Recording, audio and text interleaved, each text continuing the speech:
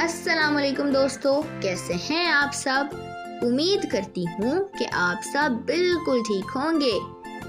तो चलिए दोस्तों, आज हम लफ्ज़ ज़ोए से मिलेंगे।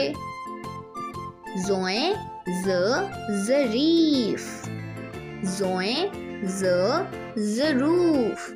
क्या आपने गौर किया, लफ्ज़ ज़रीफ और ज़रूफ की शुरू की आवाज़ ज़ोए से बनती है। तो चलिए अब हम कुछ जोड़ तोड़ पढ़ते हैं। ज़ा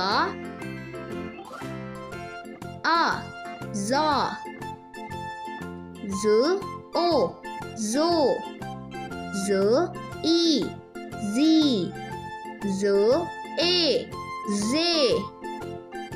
उम्मीद है दोस्तों आपको ज़ोए से जोड़ तोड़ बनाकर बहुत अच्छा लगा होगा। अपना बहुत सा ख्याल रखिएगा। तब तक के लिए खुदा हाफिज।